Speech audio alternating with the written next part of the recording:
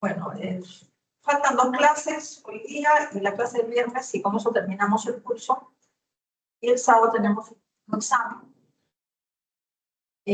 Recordando algo de glándula mamaria, la glándula mamaria es una glándula que deriva de la piel y tiene similitud con las glándulas sudoríparas apocrinas. Es parecida. Alcanza su madurez al inicio de la vida reproductiva. Al comienzo, en el embrión, se forma la cresta mamaria, que es un engrosamiento de la piel a lo largo de la línea láctea. La línea láctea va desde la axila hasta la ingle. Entonces, hay una línea más o menos curvada que significa piel engrosada. Pero no significa eso que se puede formar tejido mamario en cualquier zona de esa línea curva. Solamente en algunas zonas se forman esbozos mamarios, que son más o menos 8 a 10 por cada lado. La mama normal se desarrolla solo a partir del 4º esbozo mamario. Y esa es la ubicación normal, que es en el tórax a nivel de la mitad superior. Entonces, el 4º esbozo mamario es el único que debería desarrollarse y los demás evolucionar. La línea láctea debe evolucionar. Debe quedar el 4º esbozo mamario que crece hacia el mesénquima.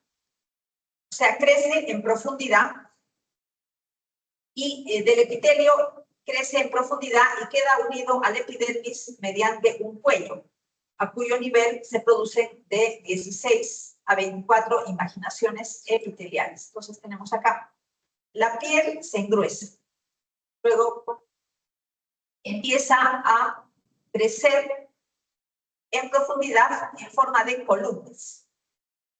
Esas columnas quedan unidas a la epidermis mediante un cuello. Estas columnas primero son sólidas, después se forma un núcleo y da lugar a lo que después se denomina conducto galactóforo. Cada columna sólida con un posterior se denomina conducto galactóforo, puede continuar el crecimiento, ¿no? Ahora, en el feto solamente hay conductos mamarios, no hay acinos, mamarios. Entonces, el conducto tiene 2 capas. Unas células de revestimiento, que son las células vitales, y por fuera hay una capa de células mioepiteliales. O sea, son las 2 capas normales que se mantienen a lo largo del desarrollo. En el recién nacido puede haber secreción láctea, escasa cantidad de secreción láctea. ¿Por qué? Porque las hormonas de la madre pasan al feto. Entonces, en el feto se pueden formar vacuolas de lípidos en los conductos. Pasado el efecto hormonal hay inactividad. Después de algunos días, ya en el feto deja de tener secreción mamaria. Y la mama queda en reposo solo como un sistema de conductos en hombres y mujeres hasta la pubertad y adolescencia, ¿no? Pero evidentemente en las mujeres hay un desarrollo que continúa, en los varones el desarrollo no continúa porque tienen las hormonas masculinas que contrarrestan el desarrollo mamario. Entonces, en las mujeres se reestimula, en ambos en realidad, en hombres y mujeres, se reestimula el epitelio de los conductos por secreción, en las mujeres secreción cíclica de hormonas sexuales y en los varones porque hay a veces un desbalance entre hormonas masculinas y hormonas femeninas. En algunos casos, algunos adolescentes tienen predominio de hormonas masculinas, hay un desbalance hormonal, entonces puede continuar en algunos casos. En las mujeres, de todas maneras, continúa porque predominan las hormonas femeninas. Entonces, se alargan los conductos, se forman los precursores de los futuros lobulillos a partir de los conductos más pequeños. Entonces, las puntas, o sea, los extremos finales de los conductos más pequeños diferencian hacia racimos. Y el tejido conjuntivo se hace más denso. Donde tenemos que las mamas en las mujeres adolescentes o mujeres jóvenes son muy densas, muy fibrosas, tienen mucho tejido conjuntivo. Después vamos a ver que conforme la mujer envejece, ya esto cambia. En la mujer adulta tiene 15 a 20 lóbulos. Y tenemos que hay lobulillos y un sistema de conductos. Los conductos más grandes son los conductos galactóforos. Entonces tenemos que en el pezón desembocan 15 a 20 conductos galactóforos, ¿no? Desembocan directamente en el pezón. Son los conductos más grandes, conductos galactóforos, y antes de desembocar en el pezón tienen una dilatación que se llama seno lactífero. Después, con la influencia de las hormonas femeninas, empieza pues la proliferación de los conductos y aumenta la ramificación. Y de los extremos finales de los conductos, hay una diferenciación hacia acimos. Tenemos entonces que se diferencian hacia acimos y cada conjunto de acimos con el conjunto que vendría a ser conducto interlobulillar forma lo que se llama una unidad ducto-lobulillar terminal, ¿no? Y la unidad ducto-lobulillar terminal es consecuencia de la diferenciación hacia acimos de cada uno de los conductos terminales, de los extremos de cada uno de los conductos terminales, producto de la ramificación. Tenemos acá entonces, esto viene a ser una unidad ducto-lobulillar terminal con su conducto excretor intralobulillar, los acimos. El estroma intralobulillar es un estroma especializado. Este estroma especializado es el tejido conjuntivo que está dentro del lobulillo. Debemos diferenciar el tejido conjuntivo que está dentro del lobulillo del tejido conjuntivo que está fuera del lobulillo, porque da lugar a enfermedades diferentes. Vamos a ver más adelante. Este de acá es un tejido especializado, tejido conectivo laxo especializado que responde a hormonas. Este de acá es un tejido conjuntivo corriente que no responde a hormonas. Luego tenemos los conductos mayores que son excretores interlobulillares. Vamos a ver cuáles son las enfermedades de la mama, según la localización histológica. Por ejemplo, tenemos en el pezón que desembocan los conductos galactóforos. Son 15 a 20, como ustedes saben, con su seno lactífero. ¿Qué enfermedades puede haber en esta zona? O sea, estos conductos grandes, ¿qué enfermedades pueden tener? Incluyendo las ramificaciones, ¿no? No las partes, no los lobulillos. Los lobulillos tienen otras enfermedades, sino solamente los conductos grandes, los excretores interlobulillares. Ectasia ductal. En la zona que está próxima al pezón, tenemos metaplasia escamosa de conductos galactóforos, que es metaplasia escamosa en las partes iniciales de los conductos galactóforos que están próximas a desembocar en el pezón. Ahí puede haber metaplasia escamosa de los conductos galactóforos, papiloma de los conductos grandes y enfermedad de Paget. Ahora, los lobulillos, lo que llamamos unidad ducto-lobulillar terminal. ¿Qué enfermedades puede haber ahí? Quistes, adenosis esclerosante, papiloma de conductos pequeños, hiperplasia ductal usual, hiperplasia ductal atípica y carcinoma. Luego tenemos el estroma dentro del lobulillo, que es el estroma especializado de la mama. ¿Qué patología puede haber ahí? Hay dos tipos de tumores que se desarrollan del estroma especializado de la mama. Es el fibroadenoma y el tumor filomas.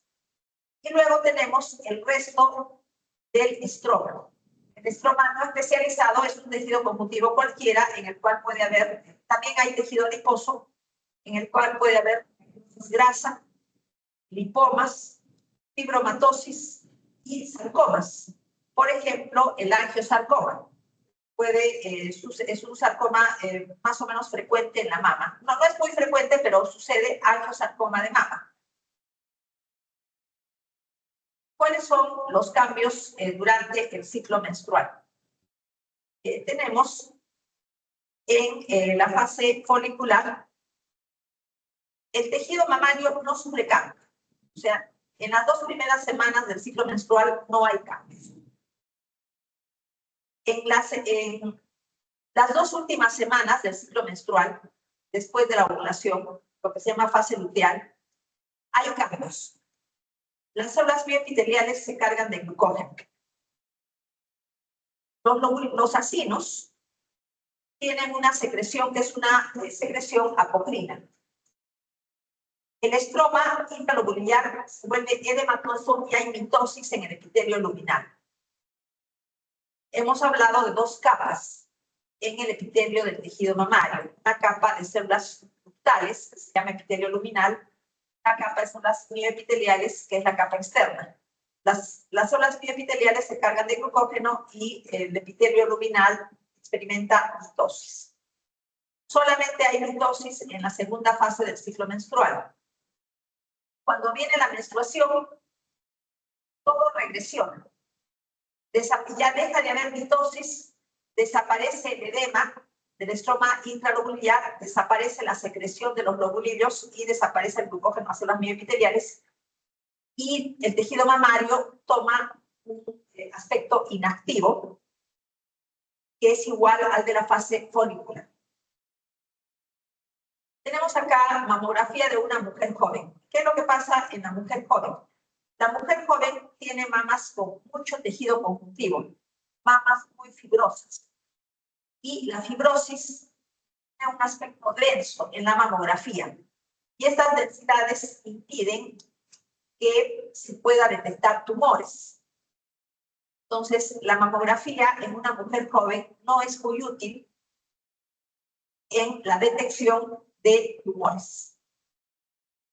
Sin embargo, conforme la mujer avanza, ¿verdad?, el tejido conjuntivo va a ser cada vez menor porcentaje, va a tener un menor porcentaje y aumenta el porcentaje de tejido adiposo. Y las mamas se hacen radiolúcidas. Y una mama que tiene mucho tejido adiposo facilita para la detección de tumores. Entonces, en una mujer joven tenemos los lobulillos mamarios, que son pequeños, mucho tejido conjuntivo interlobular y de tejido adiposo nada más. ¿Qué pasa en la mujer mayor? En la mujer mayor, la mama tiene mucho tejido adiposo. Entonces, una mama más clara, más radiolúcida, lo que facilita la detección de tumores y tiene menos tejido conjuntivo, más tejido adiposo. Y acá tenemos la mama en la mujer que está lactando. ¿Qué pasa en la mujer que está lactando? Hay una proliferación marcada de conductos y acinos.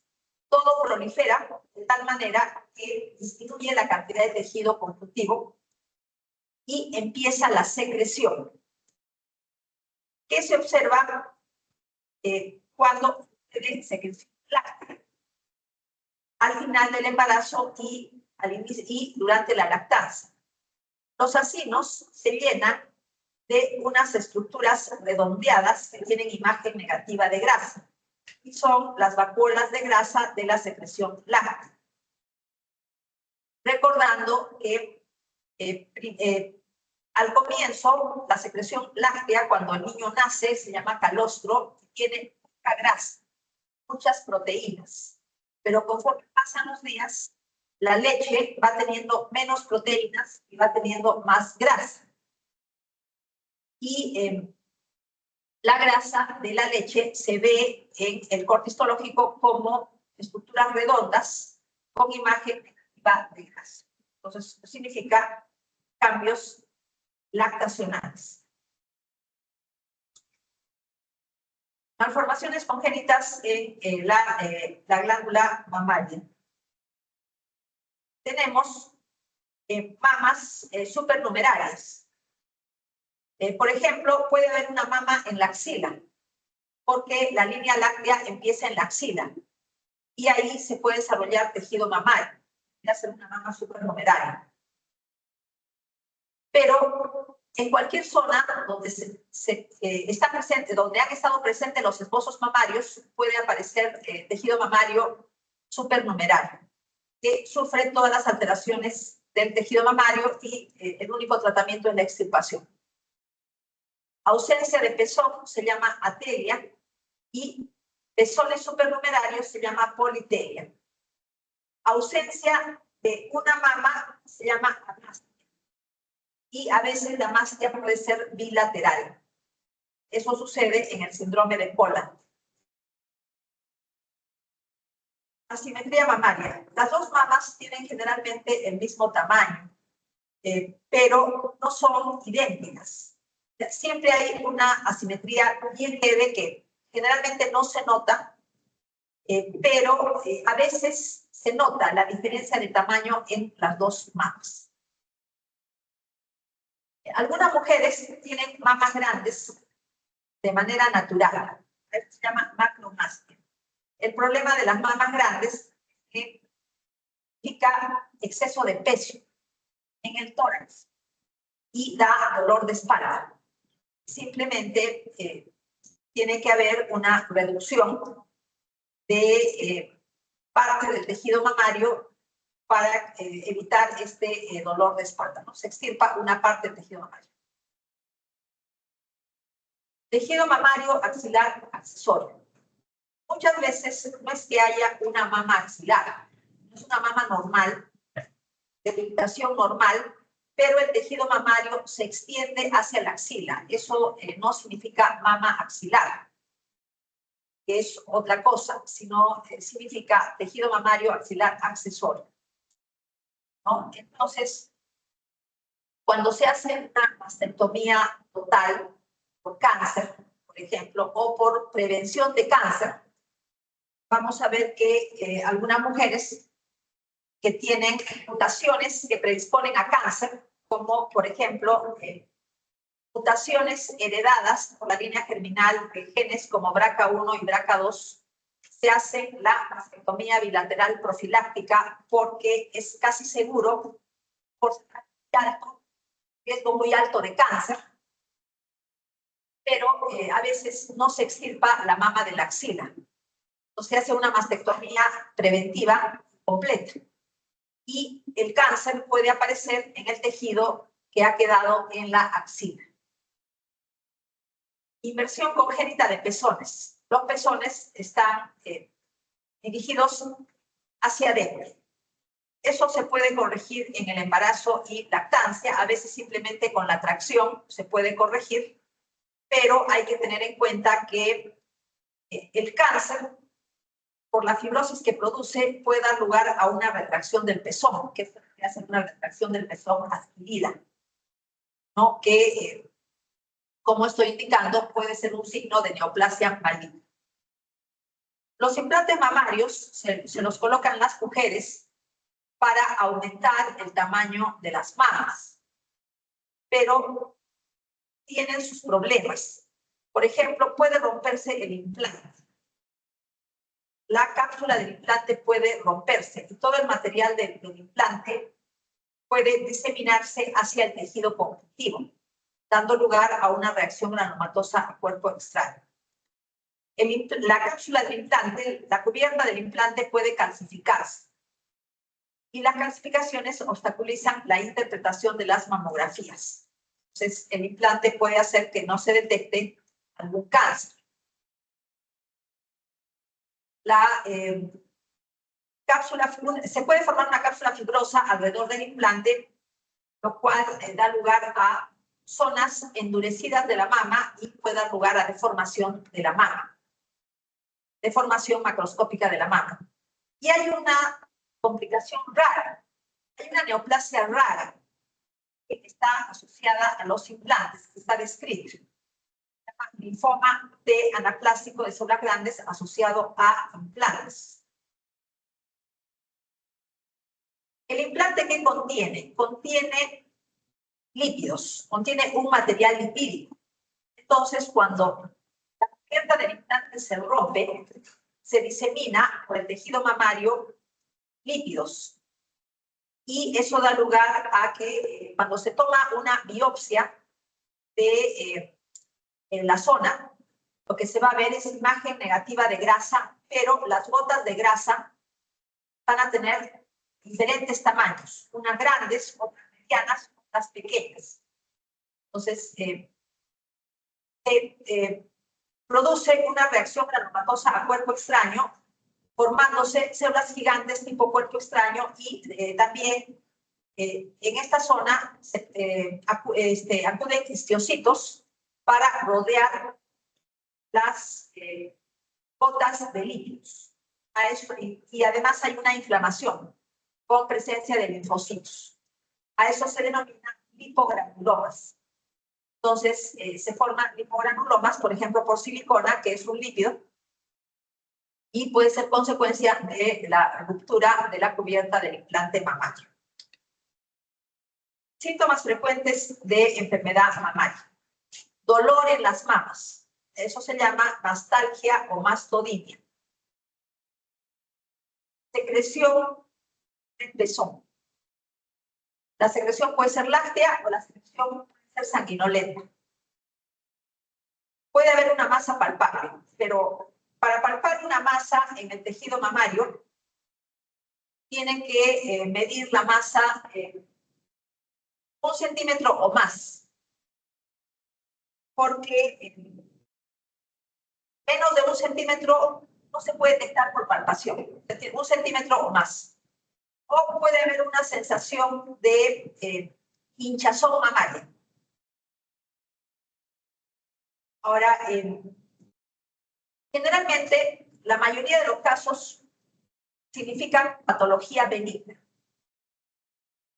Y un porcentaje mínimo representan cáncer.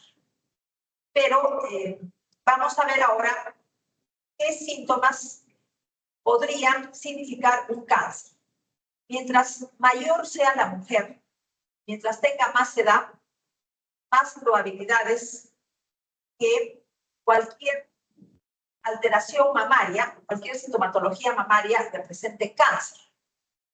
Por ejemplo, dolor mamario puede significar cáncer, pero un porcentaje muy bajo y en la mujer premenopáusica o menopáusica.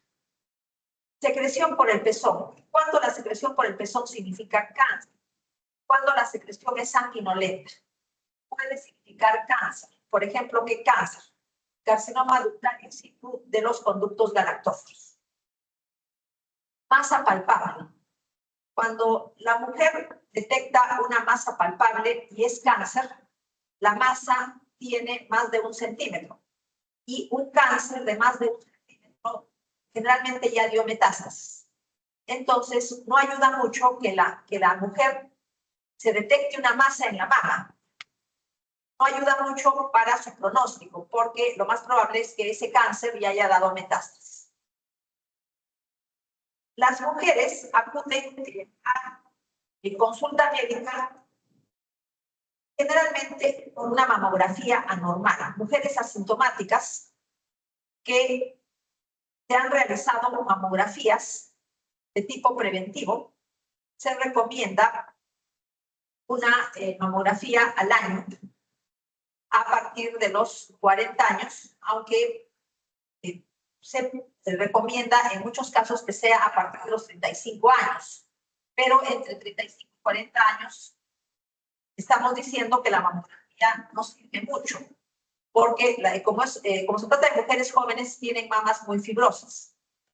Pero si se detecta una mamografía anormal, lo anormal es generalmente microcalcificaciones agrupadas o lineales, densidades varias, básicamente las dos cosas, y eso se considera una mamografía normal sospechosa de cáncer, y la mujer acude al médico, ¿no? Para que se extirpe esa lesión donde hay densidades o donde hay microcalcificaciones. El dolor mamario puede ser cíclico, por ejemplo, en la segunda fase del ciclo menstrual, por el edema de la segunda fase del ciclo menstrual puede haber dolor, ¿no? Pero es un dolor cíclico. Pues viene la menstruación y el dolor desaparece. Y cuando no es cíclico, puede significar quistes mamarios rotos y procesos inflamatorios e infecciosos. Una masa palpable en la mama no necesariamente va a significar cáncer. Puede haber cáncer, pero también puede ser una neoplasia benigna, como un fibroadenoma, quistes y cambios. La secreción por el pezón blanquecina, o sea, la secreción láctea por el pezón, puede significar hiperprolactinemia, uso de anticonceptivos orales, uso de fenotiacinas, fármacos antidepresivos tipo antidepresivos tricíclicos, metil-2. Cuando es sanguinolenta, papiloma intraductal, ectasia de conductos mamarios, quistes de conductos grandes y carcinoma intraductal. O sea, lo que es peligroso es la secreción sanguinolenta. Lo que podría ser cáncer, pero inclusive una secreción sanguinolenta puede ser un tumor benigno. Por ejemplo, un papiloma intraductal. Inflamación aguda de la mama sucede durante la lactancia. Se observa obstrucción de los conductos galactóforos. La succión del pezón por el niño da lugar a erosiones en la piel del pezón. Y por esas erosiones pueden penetrar bacterias de la piel, dando lugar a una inflamación aguda, a una infección aguda que podría evolucionar a absceso. Absceso subalveolar o mastín periductal. No está relacionado con la lactancia. Consiste en la metaplasia escamosa de conductos galactóforos, pero en el extremo está cerca al pezón.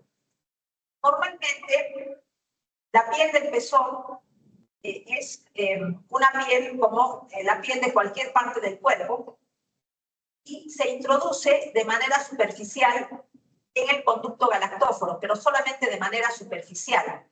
Y el resto es ya epitelio primario, que tiene dos capas, una capa de células ductales y por fuera una capa de células mioepiteliales.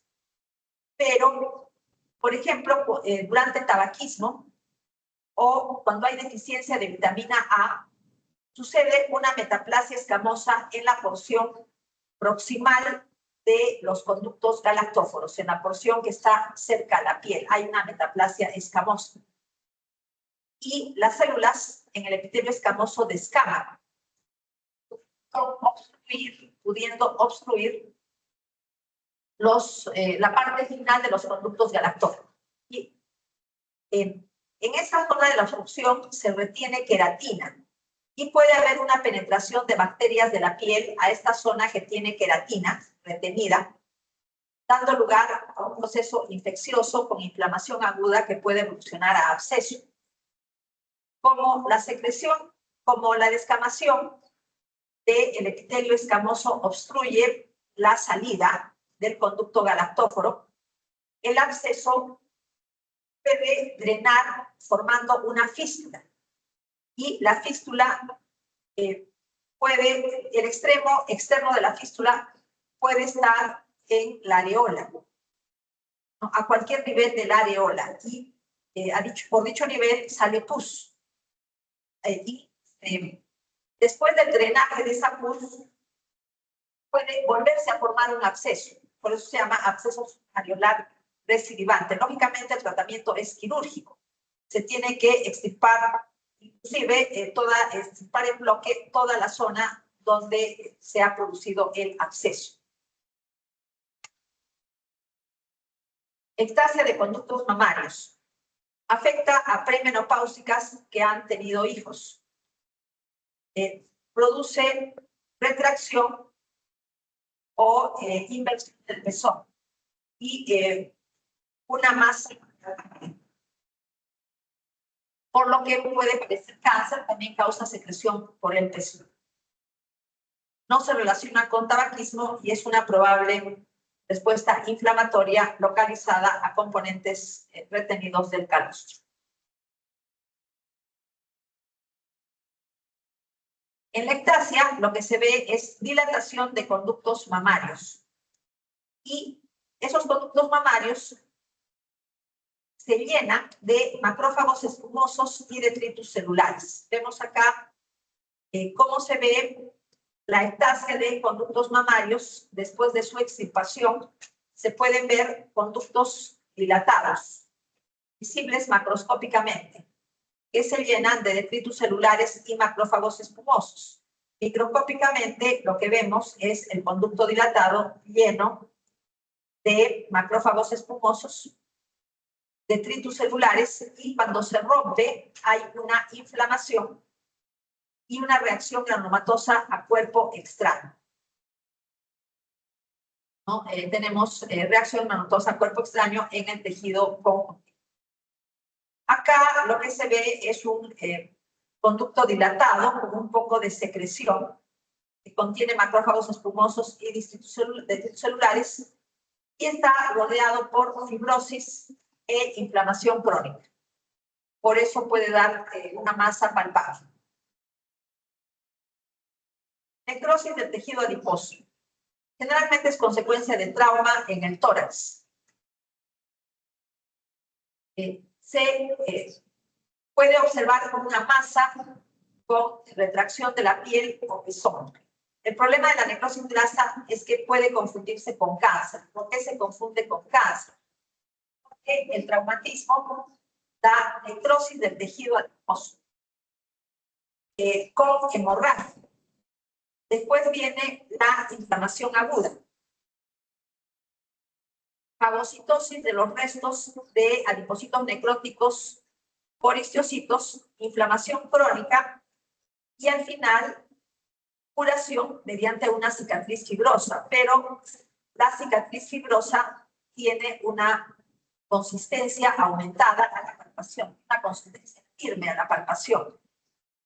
Da la impresión que fuera un tumor, ¿no? Entonces, por eso decimos que puede confundirse con cáncer, pero en realidad no es un cáncer, no es simplemente una cicatriz fibrosa. Vemos necrosis del tejido adiposo con inflamación crónica y fagocitosis de lípidos. Se ven macrófagos espumosos porque son histocitos que han fagocitado lípidos. Mastitis linfocítica. Hay una fibrosis notable del tejido conjuntivo con inflamación crónica y pueden formarse folículos linfoides. Se considera un trastorno autoinmune, puede asociarse a diabetes mellitus, tiroiditis autoinmune y artritis reumatoide.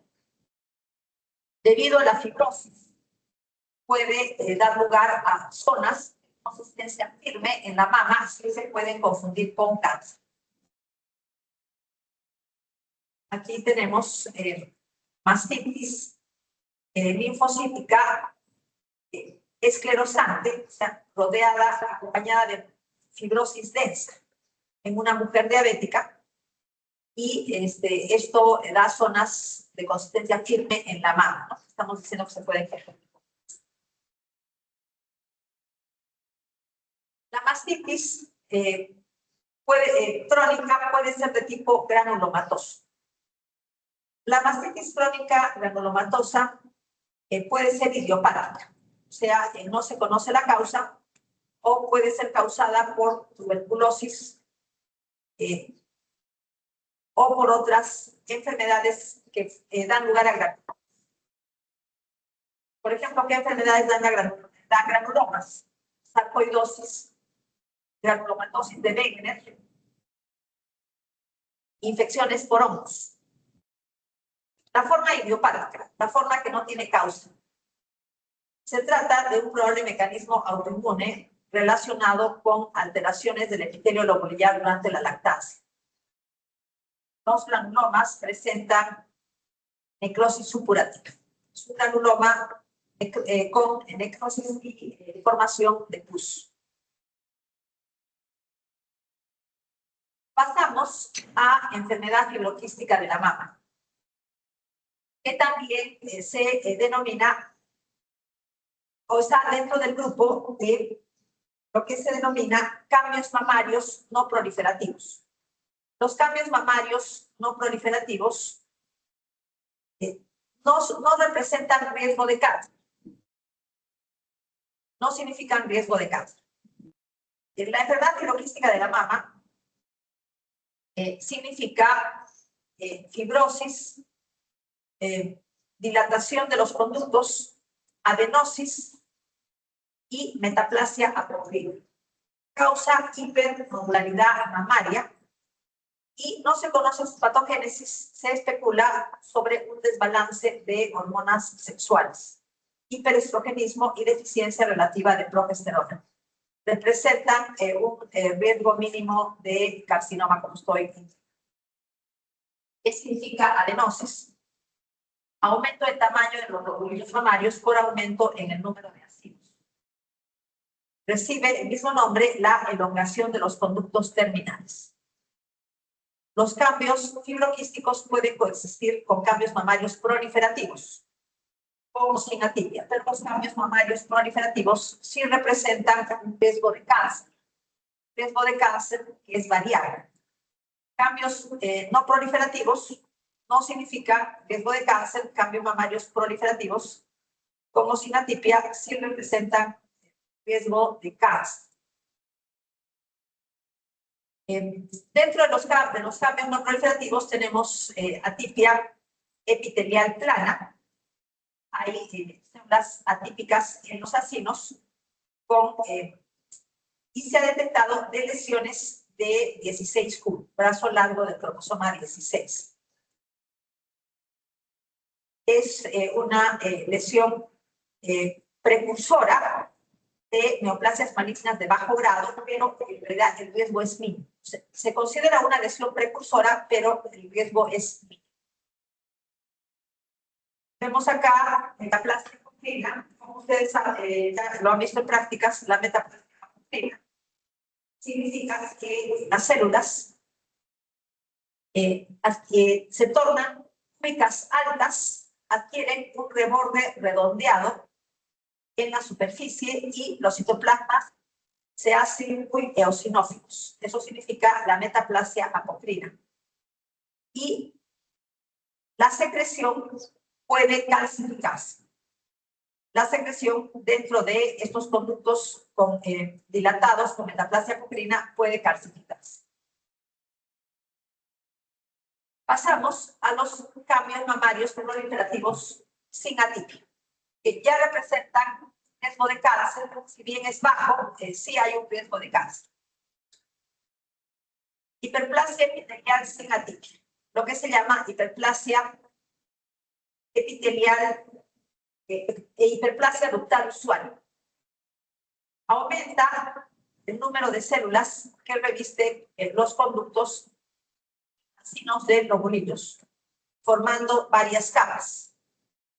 Pueden ocupar toda la luz, dejando hendiduras irregulares y también proliferan células mioepiteliales. En hiperplasia ductal usual, sin atipia, proliferan las células mioepiteliales y las células ductales. Recordando que un acino mamario, como un conducto mamario, tiene dos capas de células. Por dentro tenemos las células ductales y por fuera tenemos las células mioepiteliales. En hiperplasia ductal usual, sin atipia, proliferan los dos elementos. ¿No? Proliferan los dos elementos. Proliferan las células epiteliales y pueden rellenar un conducto mamario extendiéndolo, ¿no? Y esto es hiperplasia ductal usual, o sea, una hiperplasia ductal sin atipia, para distinguirla de la hiperplasia ductal atípica, que tiene un riesgo mayor de cáncer.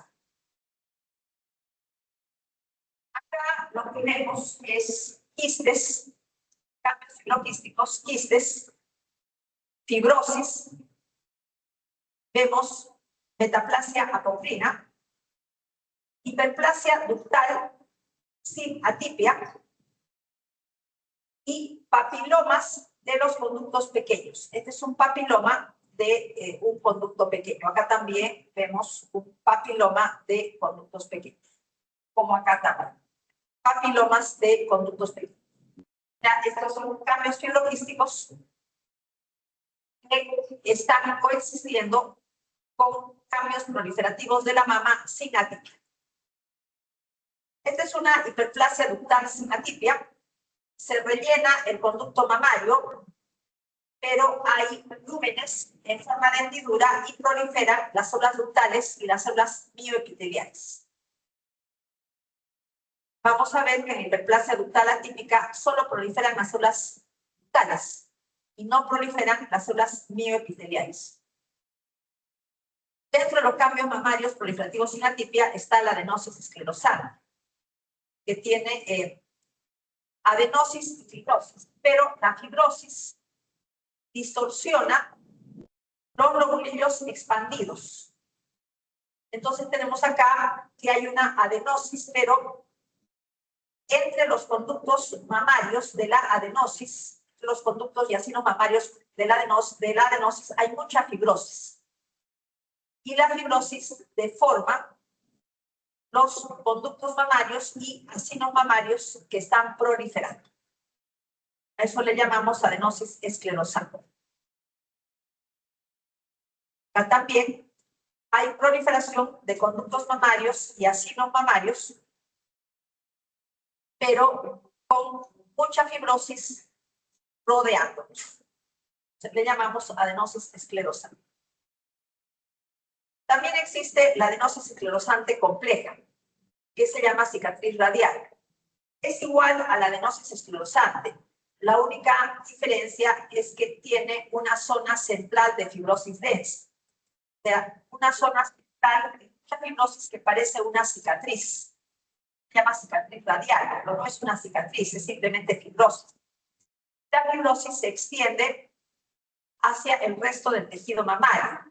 Por eso se llama cicatriz radial. Y como es una lesión más grande, tiene más fibrosis que la adenosis esclerosante, se le llama lesión esclerosante compleja. Pero en realidad es similar a la adenosis esclerosante. Microscópicamente, se confunde con carcinoma infiltrante, igual que se confunde la adenosis esclerosante con carcinoma infiltrante. ¿Cómo se hace la diferencia? Mediante la detección por inmunohistoquímica de células mioepiteliales. Si hay células mioepiteliales, no es un cáncer, sino es una adenosis esclerosante o una lesión esclerosante compleja. Acá también, cicatriz radial, mucha fibrosis, ¿no? Y tenemos la adenosis. Y la fibrosis se extiende hacia los bordes de la lesión. De ahí viene el nombre de cicatriz radial. Dentro de los cambios mamarios proliferativos sin atipia están los papilomas. Son frecuentes en los conductos grandes, o sea, en los conductos galactóforos. Generalmente son únicos y dan secreción sanguinolenta por el pezón. Microscópicamente hay papilas y un revestimiento epitelial y bioepitelial. Entonces, tenemos acá papiloma de conductos grandes. Hay una estructura papilar dentro de un conducto, se ve la pared del conducto, y el epitelio tiene dos capas, células ductales y bioepiteliales. Es una lesión benigna, pero está dentro de los cambios mamarios proliferativos sin atipia. Riesgo bajo de cáncer, pero hay riesgo. Acá tenemos también papiloma de conductos grandes, una lesión que forma papilas y el revestimiento de dos capas, como ya he indicado, y se puede ver pues el conducto dilatado, ¿no? Y el papiloma se puede ver como un nódulo dentro de un conducto dilatado macroscópicamente. Tenemos también los papilomas de los conductos pequeños, lo que se denomina papilomatosis intraductal, porque los papilomas de conductos pequeños suelen ser múltiples. Tienen un riesgo mayor de carcinoma. Entonces, papilomas de conductos pequeños, riesgo mayor de carcinoma. Cambios mamarios proliferativos atípicos. Tenemos la hiperplasia ductal atípica y la hiperplasia lobulinear atípica, que son parecidos al carcinoma ductal in situ y al carcinoma lobulinear in situ respectivamente. La diferencia es la extensión de la anormalidad, ¿no? O sea, vamos a ver cuál es la diferencia, ¿no? Porque microscópicamente son iguales, solamente que la hiperplasia ductal atípica es muy pequeña, tiene una extensión muy pequeña, al igual que la hiperplasia lobulinear atípica. Son lesiones precancerosas, acompañan a cambios filogísticos y a cambios mamarios proliferativos sin atipia, pero un riesgo mayor de cáncer. En este caso, como los cambios mamarios proliferativos tienen atipia, el riesgo de cáncer es mayor. Hiperplasia ductal atípica. Diferencia con carcinoma ductal in situ. Compromete los conductos de manera parcial, ¿no? Y la hiperplasia lobulinear atípica se diferencia del carcinoma lobular in situ porque cada foco compromete menos del 50% de acinos de un lobulillo. Menos del 50% de acinos de un lobulillo. Entonces ya sabemos lo que es un lobulillo mamario. Acá vemos en la hiperplasia atípica hay zonas en las cuales los lúmenes son muy redondeados y no tienen células mioepiteliales. En algunas zonas pueden tener, por ejemplo, acá, estas zonas que tienen el lumen tipo hendidura. Cuando el lumen es tipo hendidura, es una hiperplasia ductal usual, pero cuando los lúmenes son redondeados, puede ser una hiperplasia ductal atípica. ¿Cuál es la diferencia? Por inmunohistoquímica se detecta que en las zonas que hay células mioepiteliales se trata de zonas no comprometidas por la hiperplasia ductal atípica. No, esto es hiperplasia ductal usual. Las zonas donde no se detecta células mioepiteliales por inmunohistoquímicas constituyen hiperplasia ductal atípica, pero no compromete los conductos de manera completa. Representa riesgo de cáncer. Y lo mismo, los acinos, cada acino está rellenado con células poco cohesivas que tienen núcleos redondeados. Los acinos están un poco más grandes, pero solamente se compromete en menos del 50% de los acinos de un lobulillo. Lo decimos hiperplasia lobulinear. Si hubiera un compromiso más extenso, por ejemplo, todos los acinos de un lobulillo están comprometidos, entonces ya decimos carcinoma lobulinear in situ. Si todo el conducto estuviera comprometido por hiperplasia ductal atípica, diríamos carcinoma ductal in situ. Aquí tenemos hiperplasia ductal atípica. No proliferan las células mioepiteliales y las fenestraciones, o sea, los huecos, son redondeados y rígidos. Se tiene que demostrar que no hay células mioepiteliales por inmunohistoquímica. Hay marcadores específicos para las células mioepiteliales. Por ejemplo, tenemos P63, específico para células mioepiteliales. Hiperplasia lobulinear atípica. Cada sino está distendido, lleno de células monomórficas poco cohesivas al núcleo redondeado. No se ve el acino distendido, pero debe haber acinos normales en el lobulillo. para solamente hiperplasia lobolineal atípica. Acá también vemos cómo se distiende el acino por estas células poco cohesivas de núcleo redondeado. Detección temprana del cáncer de mama. Se sugiere mamografía a partir de los 40 años, o se recomienda mamografía a partir de los 40 años, y entre 35 y 40 años la oportunidad de la mamografía es dudosa. Cada lesión detectada debe extirparse, aunque no dé masa palpable. Con esta conducta se detectan carcinomas y se realiza con la extirpación, se puede realizar la ablación. Los cambios fibroquísticos disminuyen la sensibilidad de la mamografía para detección de lesiones por la fibrosis. La fibrosis en la mama no deja ver las lesiones malignas en la mamografía. Factores de riesgo de cáncer de mama. Zonas geográficas de mayor incidencia: Estados Unidos y países nórdicos en Europa. O sea, se trata prácticamente de raza blanca. Incidencia media: América Latina y la Europa no nórdica, o sea, el resto de Europa.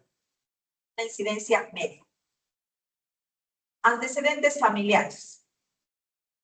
Pariente mujer en primer grado con cáncer de mama. Riesgo 2 a 3 veces mayor que la población general. O sea, familiar en primer grado con cáncer de mama, 2 a 3 veces mayor que la población general. Mucho mayor si el familiar tuvo el diagnóstico de edad temprana. Si el familiar tuvo cáncer de mama siendo joven o tuvo cáncer de mama bilateral, riesgo mayor. Menarquia temprana. Generalmente 11 años. Eso es menarquia temprana. Menopausia tardía. ¿No? Después de los 50 años, ya se considera una menopausia tardía. Eso aumenta el riesgo. Nuliparidad y primer hijo después de los 35 años. Disminuyen el riesgo. Extirpación de los ovarios antes de los 35 años, porque eso representa que ya no hay ciclos menstruales. Desde muy joven, la mujer no tuvo ciclos menstruales cuando se le extirpa los ovarios antes de los 35 años, por ejemplo, por algún cáncer. Si se le extirpó los ovarios por algún cáncer, entonces hay menos riesgo. Es una mujer que ya no ha tenido ciclos menstruales. Primer hijo antes de los 18 años. Disminuye el riesgo. La diferenciación final, la diferenciación máxima de los acinos mamarios sucede durante la lactancia. Entonces, si el primer hijo antes de los 18 años, muy tempranamente el epitelio ductal alcanzó su diferenciación final, lo que representa una disminución del riesgo de cáncer de mama. El lactar a los hijos también disminuye el riesgo de cáncer de mama. Igualmente significa diferenciación final, ¿no? El haber lactado significa que el tejido mamario llegó a la diferenciación final. En las posmenopáusicas, perfil hormonal hiperandrogénico aumenta el riesgo. ¿No? Hay algunos casos que tienen un perfil hormonal hiperandrogénico. Vamos a ver las lesiones epiteliales mamarias y el riesgo de desarrollar carcinoma masivo. Cambios mamarios no proliferativos. Acá están los cambios fibroquísticos, también la ectasia ductal, quistes, metaplasia pocrina, hiperplasia ductal leve, hiperplasia ductal usual leve, adenosis, fibroadenoma sin características complejas. Cuando decimos que un fibroadenoma es complejo, cuando tiene una proliferación evidente. Cuando se detecta proliferación evidente en el fibroadenoma. Entonces, el riesgo relativo es 1, o sea, es básicamente igual a la población general. Y riesgo absoluto de cáncer es 3%. Ese es el riesgo en estos casos. Enfermedad proliferativa mamaria sin atipia. Aquí está la hiperplasia ductal usual, moderada o florida. Adenosis esclerosante. Papiloma intraductal de conductos pequeños y de conductos grandes. Mayor es el papiloma, la papilomatosis intraductal de conductos pequeños, como ya hemos visto. Lesión esclerosante compleja, lo que se llama cicatriz radial, y fibroadenoma con características complejas. Ya el fibroadenoma complejo es un fibroadenoma con cambios proliferativos evidentes. El riesgo es 1.5 a 2 en relación a la población general, ¿no? Y el riesgo absoluto a lo largo de la vida es 5 a 7%. Enfermedad proliferativa mamaria sin atipia, hiperplasia ductal atípica e hiperplasia lobular atípica. Riesgo 4 a 5 veces mayor en relación a la población general y el riesgo absoluto 13 a 17%. Carcinoma in situ, carcinoma lobular in situ y carcinoma ductal in situ. Riesgo de tener un cáncer infiltrante 8 a 10 veces en relación a la población general y el riesgo absoluto 25 a 30%. O sea, va aumentando el riesgo según se encuentren este tipo de cambios en el tejido mamario. Continuamos con los factores de riesgo, el hiperestrogenismo. Tenemos el caso de la obesidad en posmenopáusicas. Sabemos que la mujer con sobrepeso tiene hiperestrogenismo porque en el tejido adiposo hay una enzima que se llama aromatasa. Y la aromatasa convierte los precursores de andrógenos secretados por la corteza adrenal en estrógenos. Por lo tanto, hay un hiperestrogenismo en las posmenopáusicas con sobrepeso. En las premenopáusicas, la anovulación es un factor de riesgo, ¿no? En las premenopáusicas, la anovulación disminuye más bien el riesgo. La anovulación disminuye el riesgo, significa falta de progesterona.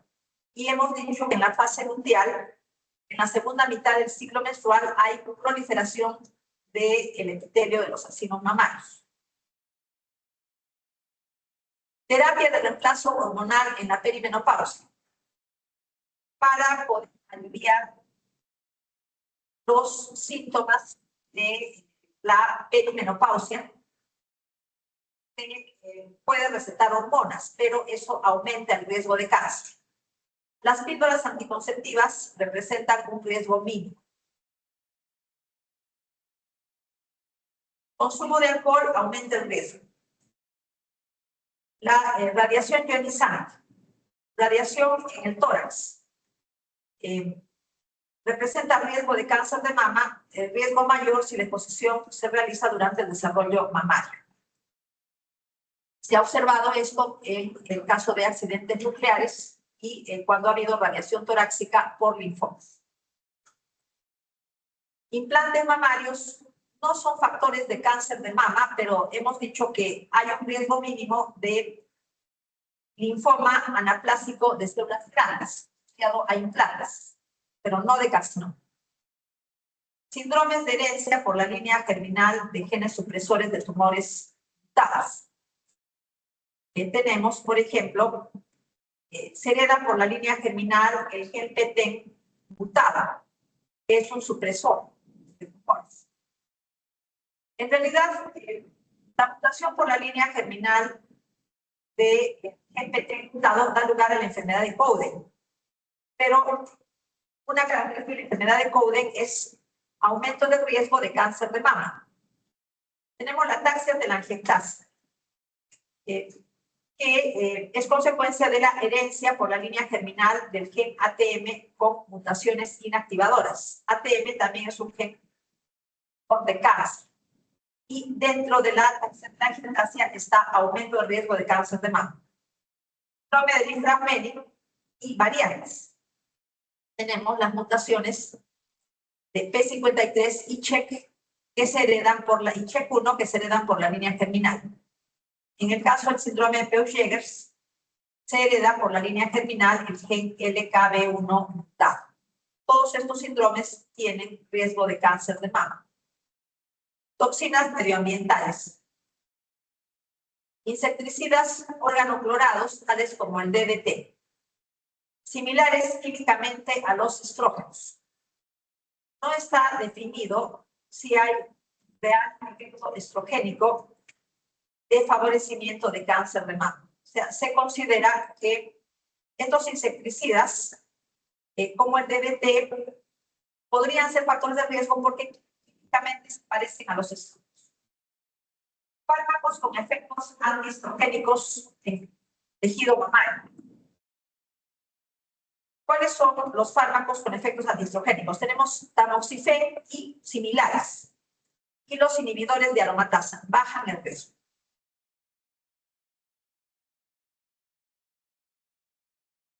Incidencia y mortalidad por cáncer de mama en diferentes grupos étnicos. ¿No? Tenemos riesgo mayor, hemos hablado de raza blanca, Estados Unidos, Norteamérica, Estados Unidos, y los países nórdicos de Europa, ¿no? Tienen una incidencia bastante alta y una mortalidad del 17%. Luego tenemos, también con incidencia alta, toda la población afroamericana, con un riesgo de mortalidad mayor, 25%. ¿No? ¿Por qué hay una diferencia de riesgo? Tiene una incidencia menor, pero hay mayor mortalidad. Porque las mujeres afroamericanas tienen tipos moleculares de cáncer de mama que son biológicamente más agresivos. O sea, el cáncer de mama de las mujeres afroamericanas es biológicamente más agresivo, eso lo vamos a ver más adelante en la clase del viernes, y eso explica por qué tienen una mortalidad mayor, ¿no? Tenemos una incidencia media en mujeres de ascendencia hispana, de lo que está América Latina, ascendencia hispana, que tienen una incidencia media y una mortalidad que no es muy alta, solamente 15%. Las mujeres asiáticas, incidencia media, baja mortalidad. Y los nativos americanos, que es la raza indígena de Estados Unidos y Canadá, que tienen una incidencia baja y una mortalidad media. ¿Cuál es la importancia de los genes BRCA1 y BRCA2 en cáncer de mama? Si se heredan por la línea germinal mutados, estos son genes supresores que participan en la reparación del DNA.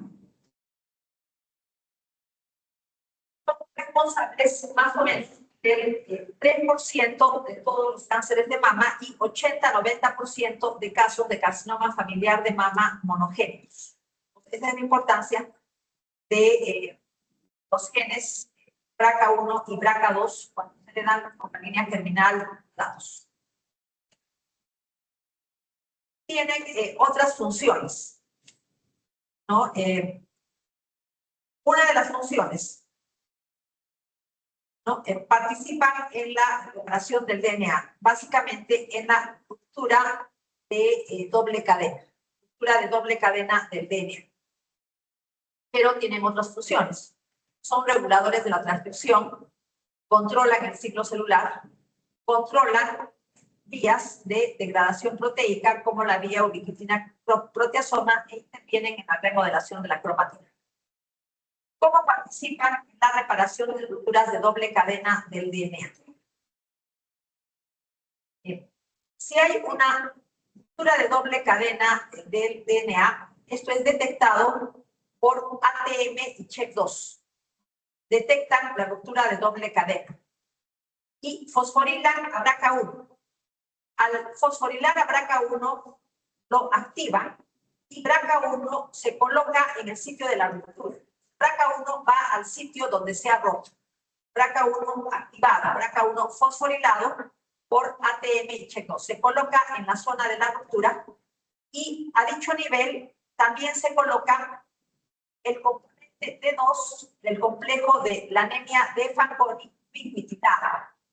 Este componente D2 del complejo de la anemia de Fanconi es ubiquitinado por el mismo complejo. Ubiquitinado quiere decir que se le añade una molécula de ubiquitina.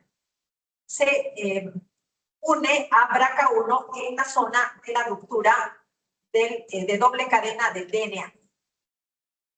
Luego se localizan también otras proteínas que intervienen como BRCA2 y BRCA51 para proceder a la reparación del DNA por recombinación homóloga.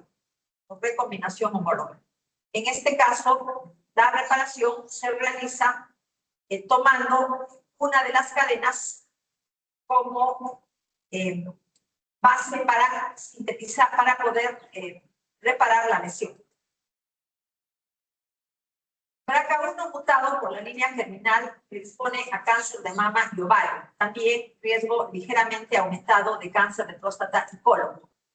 BRCA2 mutado por la línea germinal predispone a cáncer de mama, ovario, cáncer de la mama masculina, melanomas y cáncer de páncreas.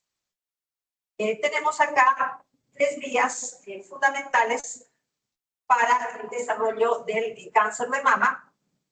Tenemos la vía que da lugar al cáncer de tipo luminal. Tenemos la vía que da lugar al cáncer que tiene positividad para HER2, que es un receptor del factor de crecimiento epidérmico, y la tercera vía que da lugar al cáncer de mama triple negativo. Nos vamos a quedar acá. Terminamos este capítulo en la clase del día viernes.